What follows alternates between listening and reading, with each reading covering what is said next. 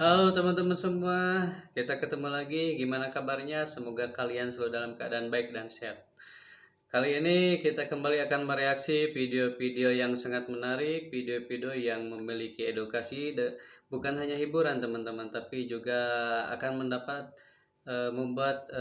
memberikan sedikit wawasan buat kita semua teman-teman. Dan kali ini saya akan mereaksi videonya dari Ruhi Channel teman-teman.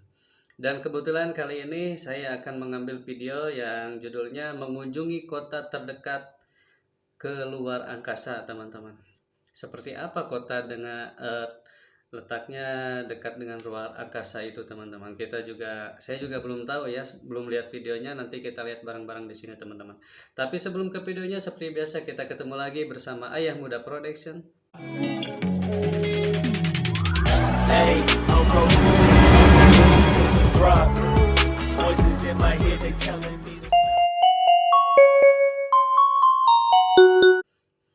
Oke teman-teman, tanpa banyak buang waktu lagi, kita langsung aja lihat videonya bareng-bareng seperti apa kota dengan terdekat ke luar angkasa itu teman-teman. Cus, kita ke videonya.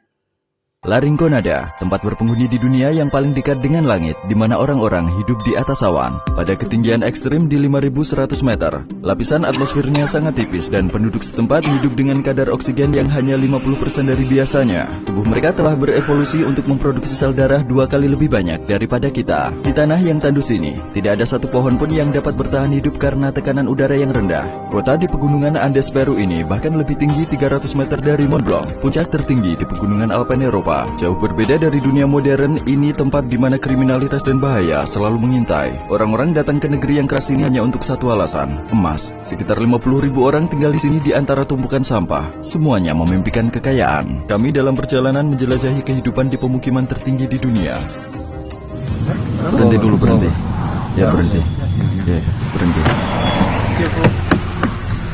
Tolong berhenti. Aku tabung oksigen. Tolong, mendaki ketinggian di atas 2000 meter dalam sehari dapat memicu mabuk ketinggian bagi seseorang yang terbiasa dengan permukaan laut. Namun hingga saat ini kita telah berada pada ketinggian ganda tersebut. Sakit kepala, pusing, mual adalah gejala awal. Diikuti batuk yang dapat menyebabkan sesak napas. Bantuan darurat sangatlah penting ketika mengalami mabuk ketinggian yang terlalu drastis, yang menyebabkan penumpukan cairan di paru-paru. Pada dataran tinggi, tubuh kehilangan air 2 kali lebih banyak melalui pernapasan. Maka penting untuk tetap terhidrasi. Lihatlah ketinggian ini, kawan. Jadi gunung itu setinggi awan itu. Kita akan pergi ke atas awan. Jangan khawatirkan kami. Kami baik-baik saja. Kami akan menghirup ini saat ketinggian meningkat. Tidak ada yang terjadi pada orang-orang dari sini. Mereka telah beradaptasi terhadap situasi ini. Lapisan atmosfer semakin tipis dan semakin sulit menghirup oksigen. Ternyata seperti itu ya teman-teman. Ternyata kota ini berada di ketinggian yang sangat ekstrim, yaitu 5.100 meter di atas permukaan air laut teman-teman. Berarti di atas gunung ya teman-teman kota ini berada. Terus kita ke videonya lagi teman-teman. Tapi kami pasti akan terbiasa. Tempat yang kami tuju adalah kota pertambangan. Bahan kimia mematikan seperti sianida dan merkuri yang digunakan dalam pengolahan emas telah mencemari tanah dan air pertanian di pemukiman itu. Sebelum memulai perjalanan, kami juga mengemas banyak makanan dan air minum bersih. Kami lahir di sini, kami telah beradaptasi dengan ketinggian ini. Tingkat oksigen normal dalam darah harus berkisar antara 95 dan 100%. Di bawah 80% organ vital akan terkena dampak negatif. Aku mencoba menormalkan saturasi oksigenku yang saat ini di level 72%. Namun ini solusi sementara karena kami akan terus naik setiap menitnya. Kota ini benar-benar dikelilingi oleh bertonton sampah yang membentang bermil-mil. Alam telah memberi tempat pada tumpukan sampah. Saat kami tiba seketika bau yang menyengat menyerangku. Kami telah tiba di hotel kami di La Rinconada. Pemandu kami sedang menyiapkan tabung oksigen untuk kami. Apa nama hotel ini? Selo, artinya langit. 5 menit dulu dan kemudian jeda sejenak dan hirup 5 menit lagi. Kamu hanya butuh waktu, beristirahatlah sebentar agar tubuh beradaptasi pada ketinggian ini. Saat aku keluar mobil, aku merasa pusing. Rasanya seperti mau jatuh. Sangat normal. Kriminalitas, terutama penusukan dan pencurian cukup umum di sini. Karena warga lokal biasanya menyimpan uang tunai dan emas mereka karena tidak ada bank di sini. Kami bekerja sama dengan 2 polisi untuk menjaga kami. Mereka adalah polisi yang menyamar dan akan mengikuti kami kemanapun kami pergi. Halo, Marco mengarahkan kami untuk mencari daun koka karena dia berpendapat itu adalah obat untuk menghilangkan mabuk ketinggian, kebiasaan tradisional di sini. Koka, daun koka. Aku pikir mereka mengkonsumsi ini untuk menghilangkan mabuk ketinggian. Mereka mengunyah 3 atau 4 daun di mulutnya. Daun yang ilegal di sebagian besar negara ini menghasilkan semacam efek mati rasa yang membantu penggunanya rileks. Ini bagus untuk hampir semua hal. Mungkin salah satu petugas polisi bisa membawa ini. Kami akhiri hari yang sibuk dan melelahkan dan menjelajahi kota keesokan harinya. Kami berada di pusat La Rinconada saat matahari terbit. Petugas polisi di sisi kami. Lingkungan penuh dengan kafe lokal, pasar dan orang-orang. Meski baru bangun, badan terasa letih sekali. Seperti tidak istirahat berhari-hari. Berjalan terasa sulit disertai pusing dan mual. Udara kering membuatku sakit tenggorokan dan bibir pecah-pecah. Saat malam berganti siang, tumpukan sampah di pinggir jalan semakin terlihat. Meski sekarang musim panas dan kita dekat daerah tropis, namun tanahnya beku. Di tempat ini, suhu malamnya turun hingga -10 derajat Celcius. Masyarakat tinggal di gubuk seng tanpa listrik atau pemanas. Tidak ada dapur atau kamar mandi di rumah-rumah ini. Dan ribuan orang harus menggunakan toilet umum dan kamar mandi yang sama untuk kebutuhan pribadi mereka. Seperti jaring yang menutupi kota, selang-selang ini mengalirkan air dari gletser di atas ke tengah. Hampir tidak ada orang yang kita temui di sini berasal dari tempat ini. Sebagian besar datang dari daerah lain di Peru dengan impian mencari kekayaan melalui pertambangan. Harga emas meningkat 6 kali lipat antara tahun 2001 dan 2012 dan menyebabkan ledakan populasi di wilayah itu. Namun kondisinya sangat buruk bagi 50.000 orang yang tinggal di sini. Belum ada upaya untuk mengembangkan infrastruktur yang sesuai dengan pertumbuhan populasi. Setiap hari, ribuan orang membuang sampahnya di jalanan yang tidak bisa dibedakan dengan tempat pembuangan sampah. Tak ada layanan dari pemerintah untuk mengambil sampah ini. Orang-orang mengurus dirinya masing-masing. Masalah paling menakutkan adalah kurangnya sistem pembuangan. Air limbah meluber ke jalanan begitu saja. Lapangan sepak bola ini tidak terbuat dari rumput asli, semuanya buatan. Karena pohon dan tumbuhan lain tidak dapat bertahan hidup pada ketinggian tersebut. Kota ini terletak di sekitar gunung yang disebut La Belle Durmiente, yang berarti Sleeping Beauty. Bisakah kamu melihatnya? Wajah dan tubuh. Itu seorang wanita. Dia sedang tidur di sini. Bentuk gunung. Kota ini menyatu dengan langit dengan struktur abu-abunya yang kacau. Setiap pagi, para pekerja berjalan berkilo-kilometer menanjak untuk mencapai tambang. Dipenuhi dengan gas berbahaya. Kondisi kerja di dalam terowongan ini sangatlah sulit. La Rinconada juga disebut The Devil Paradise. Ini karena kota ini dikuasai oleh perusahaan ilegal yang mengendalikan pertambangan. Ada tanda dekat terowongan yang memerintahkan untuk menembak mereka yang masuk tanpa izin. Apapun peringatannya, kami bertekad untuk masuk ke dalam terowongan tambang ini. Baiklah, kami akan mencoba melihat cara kerjanya. Teman-teman kami, mereka bilang mungkin kami bisa menjadi sangat dekat. Bisakah kamu melihat wanita di sana? Wanita? Ya, dia adalah wanita di atas sana. Mereka mengumpulkan sisa-sisa. Ya. Wanita dilarang bekerja di pertambangan. Menurut kepercayaan warga lokal, Sleeping Beauty menjadi cemburu dan membawa bencana seperti gempa bumi jika seorang wanita menyentuh emasnya. Mereka mencari nafkah dengan mencari emas di batuan sisa yang dibuang di luar tambang. Anak-anak yang mencari emas di gunung dapat dengan mudah dikenali dari bekas radang dingin di pipi mereka. Sebagai orang asing dengan kamera, kami menarik banyak perhatian. Maka aku menyerahkan ponselku pada Marco untuk mengambil video dalam terowongan. Patung-patung dekat lokasi penambangan yang dihiasi dengan bunga kering, buah-buahan dan botol alkohol ini melambangkan dewa gunung. Penambang datang ke sini untuk berdoa memohon perlindungan dari kecelakaan dan keberhasilan mencari emas. Di sini, insiden seperti ledakan, atap yang ambruk dan keracunan gas terjadi sekitar 25 kali lebih sering dibandingkan negara-negara maju. Jika seorang penambang meninggal, perusahaan membayar sekitar $600 sebagai kompensasi.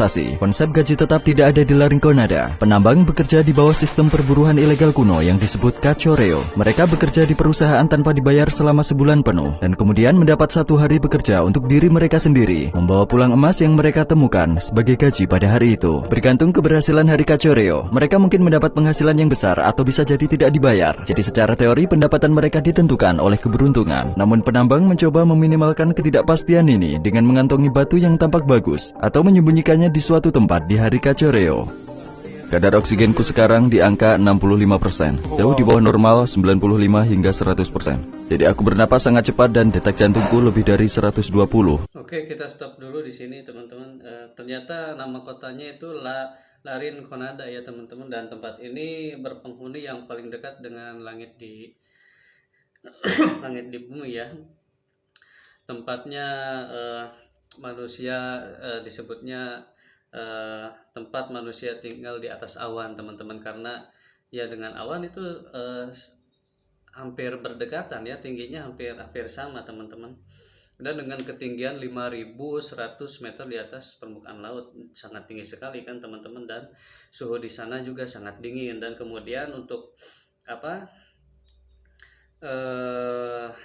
oksigen di sana karena situasi atau tempatnya sangat tinggi, Jadi para penduduk di sana itu cuman mengkonsumsi 50% dari oksigen yang biasa kita hirup, teman-teman. Otomatis kan itu di bawah normal, sangat tidak normal sekali. Dan tubuh kita kan kalau misalkan menghirup oksigen kurang dari biasanya, yaitu hanya 50% dari kebutuhan tubuh kita, kan akan rusak, teman-teman. Dan ini mereka sudah terbiasa karena sudah beradaptasi cukup lama di sana, teman-teman. Dan kota ini berada di negara Peru ya, teman-teman, buat yang belum tahu, teman-teman. Oke, kita langsung lanjut ke videonya, teman-teman. Padahal seharusnya antara 80 dan 100.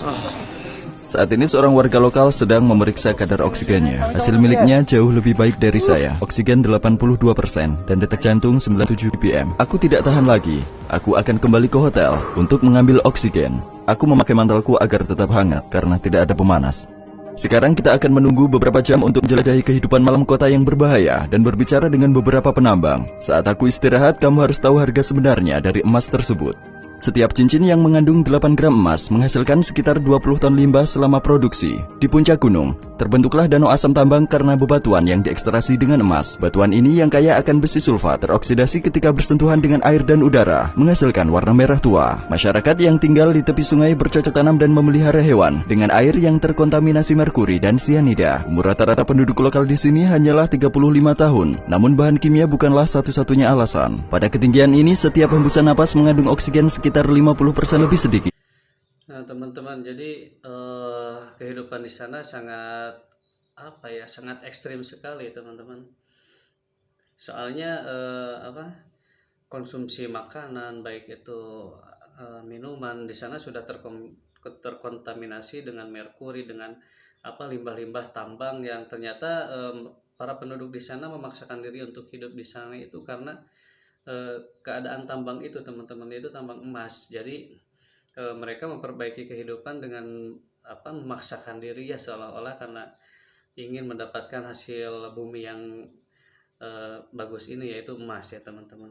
Kita lanjut lagi ke videonya, teman-teman. Dibandingkan permukaan laut. Oleh karena itu, darah penduduk Larinconada 2 kali lebih padat dibandingkan rata-rata orang, sehingga berpotensi menyebabkan penyumbatan pembuluh darah dan berakibat fatal. Setelah hari yang berat, para penambang bergegas ke pusat kota. Listrik hanya tersedia di beberapa jalan di sini, sehingga sisanya berada dalam kegelapan. Semua penambang ada di sini. Mereka berbelanja dan bersosialisasi satu sama lain. Kios-kios dan toko-toko kecil di mana-mana menjual segalanya: street food, pakaian, perabotan rumah tangga, apapun. Anak-anak bermain di luar dengan energi yang tiada habisnya hingga larut malam.